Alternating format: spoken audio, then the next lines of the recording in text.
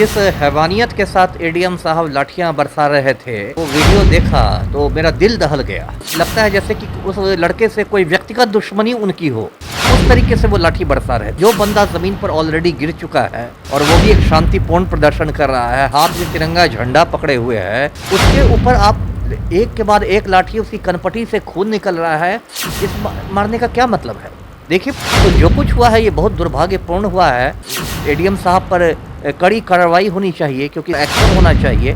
बाकी अधिकारियों को भी मैसेज जाना चाहिए। नमस्कार, स्वागत है आपका द टॉप पे। मेरा नाम है विशाल। हमारे साथ बात करने के लिए मौजूद हैं पूर्व आईपीएस अफसर अमिताभ दास जी। कल के बारे में बात करेंगे, जिस तरीके से कल आंदोलन में एडीएम साहब ने एक अभ्यर्थी को किस तरीके से पीटा है, कैसे देखते हैं, ये तमाम विषयों पर बात करेंगे। सर, कल के जो घटनाक्रम हुआ कैसे देखते हैं? एडीएम साहब ताबड़तोड़ लाठी बरसा रहे थे एक अभ्यर्थी पर। देखिए, सच कहूँ तो मैंने जब वो वीडियो देखा तो मेरा दिल दहल गया। मतलब जिस हैवानियत के साथ एडीएम साहब लाठियां बरसा रहे थे, वो तो लगता है जैसे कि उस लड़के से कोई व्यक्तिगत दुश्मनी उनकी हो, उस तरीके से वो लाठी बरसा रहे थे। अरे, जो बंदा ज़मीन पर ऑलरेडी गिर चुका है और वो भी एक शांतिपूर्ण प्रदर्शन कर रहा है, हाथ में तिरंगा झंडा पकड़े हुए है, उसके ऊपर आप एक के बाद एक लाठी, उसकी कनपटी से खून निकल रहा है। इस मारने का क्या मतलब है? देखिए, मैं दर्शकों को बताऊं कि जब हम लोग की आईपीएस की ट्रेनिंग होती थी हैदराबाद में, तो हम लोग को यही सिखाया जाता था कि आपको मिनिमम यूज़ ऑफ फोर्स करना है, न्यूनतम बल प्रयोग। क्योंकि बल प्रयोग के मौके कई बार आते हैं विधि व्यवस्था के दौरान, लेकिन हम लोग को युद्ध नहीं लड़ रहे हैं। आप चाहे प्रशासनिक अधिकारी हों या पुलिस अधिकारी हों, आप युद्ध नहीं लड़ रहे हैं। आप एक लोकतांत्रिक देश में काम कर रहे हैं, अपने देश की जनता से ही आप डील कर रहे हैं। तो उसमें तो आपको मिनिमम यूज़ ऑफ फोर्स करना है, संयम से काम लेना है। संयम बहुत महत्वपूर्ण शब्द है। तो यहाँ तो एडीएम साहब ऐसे लाठी चला रहे थे, लग रहा था कि इनके मतलब पलंग के नीचे से कोई कोबरा सांप निकल आया हो, कोई जहरीला सांप निकल आया हो और एकदम उसका फन कुचलने के लिए ये कटिबद्ध हो गए हो। तो जो कुछ हुआ है ये बहुत दुर्भाग्यपूर्ण हुआ है और एडीएम साहब पर कड़ी कार्रवाई होनी चाहिए, क्योंकि सिर्फ ये कह देना काफ़ी नहीं है कि दुर्भाग्यपूर्ण हुआ है, उन पर एक्शन होना चाहिए। बाकी अधिकारियों को भी मैसेज जाना चाहिए। जी, पहला रिएक्शन तो मैंने कहा आपको कि मेरा दिल दहल गया कि ऐसे कोई कैसे कर सकता है। ये अधिकारी है आप कि आप कोई जंगली जानवर हैं? ये आप बताइए। आप इस तरह से उसको पीटे जा रहे हैं। अभी मैं खबर देख रहा हूँ कि जो लड़का अनीसुर रहमान नाम है जी, वो आईसीयू में भर्ती है। मान लीजिए कल उसकी जान चली जाती है तो क्या होगा? तब तो के सिंह साहब मर्डर केस में जेल जाएंगे। और आज भी मैं आपके चैनल के माध्यम से मांग करता हूं कि इन पर अटेम्प्ट टू मर्डर का केस होना चाहिए, 307 आईपीसी का एफआईआर होना चाहिए, इन पर हत्या के प्रयास का एफआईआर।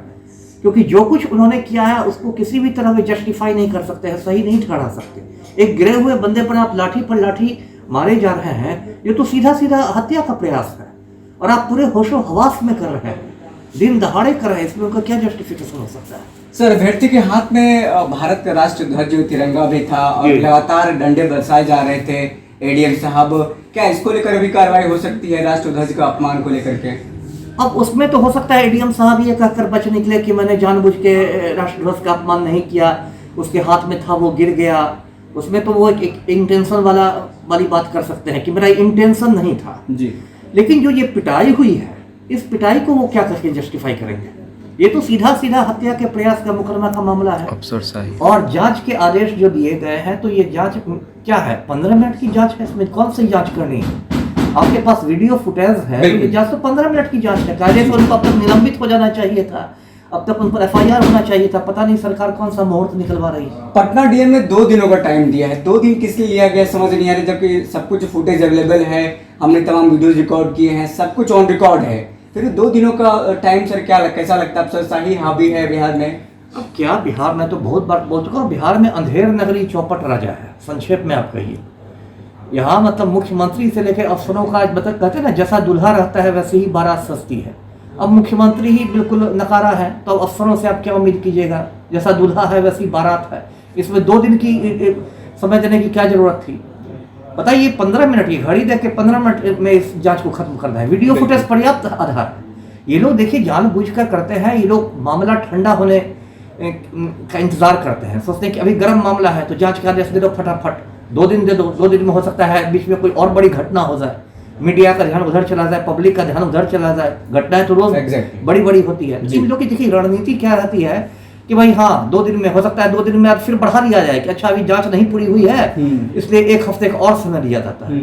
और इनकी रणनीति रहती है कि मामला जब तक ठंडा हो जाए और जब पूरी तरह ठंडा हो जाए तो उसको चुपचाप दफन कर दीजिए। ये इनकी स्ट्रेटजी रहती है। जी सर, आप भी पूर्व आईपीएस अफसर रह चुके हैं, इस तरह के मामलों को कंट्रोल में किए होंगे, आंदोलन भी आपने कई देखा होगा, संभाला होगा। इसको लेकर के क्या कहना है आपको? जिस तरीके से वो लगातार डंडे बरसा रहे थे, या फिर फ्रस्ट्रेट थे, या फिर निजी कुछ तकलीफें होंगी, वो दिख गया वहाँ पर। वही मुझे लगता है कि आपका कुछ पर्सनल लाइफ में कुछ फ्रस्ट्रेशन है, उसको आप उस वहाँ पर निकाल रहे हैं। ये तो बहुत, आप जब एक अधिकारी हैं तो आपको विधि व्यवस्था में आपको किसी से व्यक्तिगत रंजिश थोड़े निकालनी है। आपको ऐसे कितनी जगह ड्यूटी करनी पड़ती होगी। तो देखिए इसका पूरा ड्रिल बना हुआ है, और ये ड्रिल आज से नहीं, अंग्रेजों के ज़माने से बना हुआ है। कि मतलब ऐसा नहीं कि आप सीधे टूट पड़ना है, पहले चेतावनी देनी है, उसके बाद फिर आंसू गैस छोड़ना है, उसके बाद लाठी चार्ज करना है, उसके बाद फायरिंग करनी है। उसमें भी ऐसा नहीं कि फायरिंग करना है तो सर को ही निशाना बांध के खोपड़ी ही उड़ा रहा है। उसमें भी है कि पैर में गोली मारी जाती है जी। जिससे कम से कम उस आदमी को आप ये कर दे, कंट्रोल में कर ले, लेकिन उसकी जान नहीं जाए। ये तो ऐसा लग रहा था कि यूक्रेन के मोर्चा पर हो एडीएम साहब, है ना, यूक्रेन के मोर्चा पर लगता है ये युद्ध कर रहे थे, वो इनकी स्थिति थी। तो अब मैं क्या कहूँ, अब ऐसे ऐसे अधिकारियों को मैं देखता हूँ तो मुझे बहुत मतलब ग्लानि होती है कि कहाँ जा रहा है बिहार।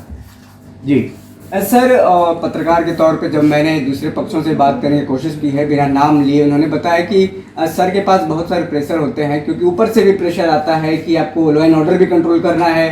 और जिस तरीके का माहौल था डाक बंगला चौराहे पर, सबको पता था, पूरी तरीके से ट्रैफिक व्यवस्था जो चरमराई हुई थी, सभी लोग जहाँ के थे वहीं रुके हुए थे, पूरा सिस्टम गड़बड़ाया। तो कहीं ये भी प्रेशर के कारण तो वो ऐसा कुछ नहीं करते। तो दोनों पक्षों का बात हमें ध्यान में रखना होता है। जिस तरीके से हमने पुलिस विभाग से बात किया है, बिना नाम लिए, उन्होंने बताया कि सर पर बहुत प्रेशर रहता है लॉ एंड ऑर्डर संभालना। और जिस तरीके से वहाँ पर माहौल था, पूरी तरीके से ट्रैफिक व्यवस्था बिगड़ी हुई थी, लॉ एंड ऑर्डर का सिचुएशन बन गया था। और जो सब लोग थे कड़ी धूप में इधर उधर परेशान हो रहे थे, जो जहाँ तो फंसे हुए थे। कहीं वो मानसिक तौर पर इस तरीके से या प्रेशर में आकर के इस तरीके से तो नहीं कर दी है।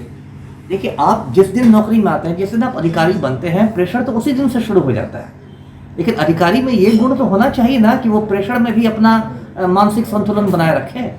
यदि आप प्रेशर में मानसिक संतुलन खोने लगे हैं, इसका तो ये मतलब है कि आप अधिकारी बनने लायक ही नहीं है, आप में कुछ कमी है।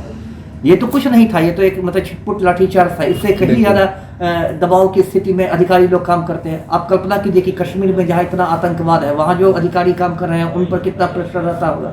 उनकी तो अपनी जान पर रोज़ाना खतरा है। या मैं ही कई नक्सल जिलों का एसपी रह चुका हूँ, तो मुझ पर कितना प्रेशर रहता होगा। वहाँ तो अपनी ही जान पर आपका खतरा है। किस दिन आप बारूदी सुरंग विस्फोट में शहीद हो जाएं और किस दिन आपको तिरंगा झंडा में लपेट के सलामी पड़ जाए, कोई नहीं जानता है। तो अगर आप अधिकारी हैं तो आपको उस प्रेशर को झेलने का होगा। आप यदि सीखना होगा आपको, और वो ट्रेनिंग में भी लोग सीखते हैं, फिर फील्ड में भी आकर सीखते हैं।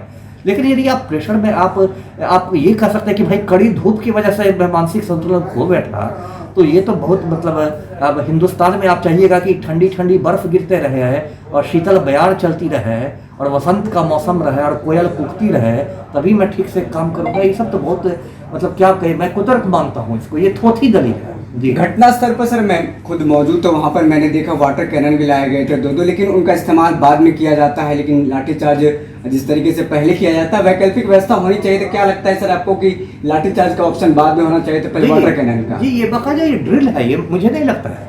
ये तो ड्रिल है कि जैसा कि ड्रिल में है कि आंसू गैस पहले आपको छोड़ना है, उसके बाद लाठीचार्ज, उसके बाद गोली, है ना।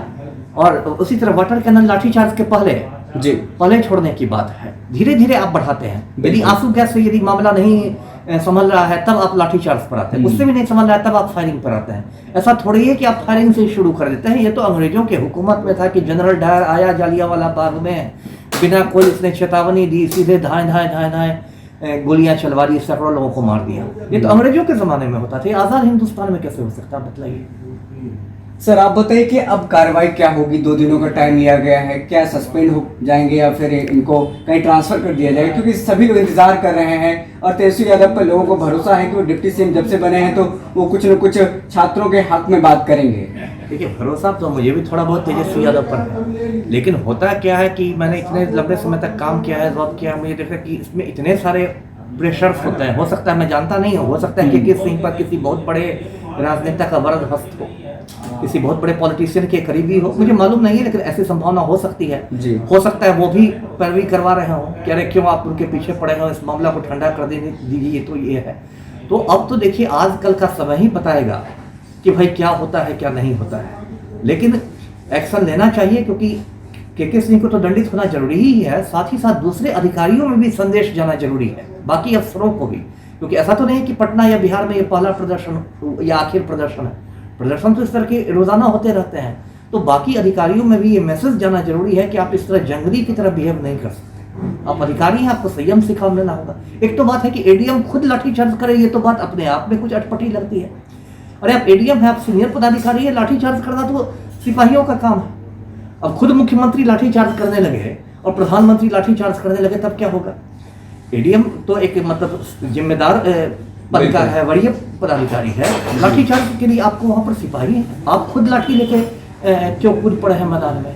तो सब कुछ बहुत मतलब जो कुछ हुआ है बहुत अटपटी बात हो रही है। जी, तेजस्वी यादव जब से डिप्टी सीएम बने हैं, क्या लगता है आपको, उम्मीद है कि इस तरह की कार्रवाई जल्दी कर पाएंगे? क्योंकि 2 दिनों का इतना लंबा टाइम दिया गया है, अगर आप वर्तमान में होते तो आप किस तरह की कार्रवाई करते अगर आपको जांच कमेटी में दिया जाता तो? नहीं, मैंने तो कहा आपसे 2 कार्रवाई तो तुरंत होनी चाहिए। एक तो निलंबित होना चाहिए, जो अनुशासन वाली कार्रवाई है जी। और दूसरा, चूंकि बस ये निलंबन का मामला नहीं है, ये तो आप जिस तरह से वीडियो फुटेज आया है कि 307 आईपीसी के तहत 307 आईपीसी के तहत बाकायदा एफआईआर होना चाहिए कोतवाली थाना में, हत्या के प्रयास की प्राथमिकी दर्ज होनी चाहिए के सिंह एडीएम पर। जी सर एक आखिरी सवाल हम जाते थे ले लेंगे, तेजस्वी यादव डिप्टी सीएम बने हैं और अफसरशाही लगातार आप उठाते रहे मुद्दे, क्या अब कम हो पाएगा? तेजस्वी यादव क्या अफसरशाही पर कंट्रोल कर पाएंगे? अब यही तो एक अग्नि परीक्षा है तेजस्वी जी के लिए, यही के सिंह के लिए तो अग्नि परीक्षा है।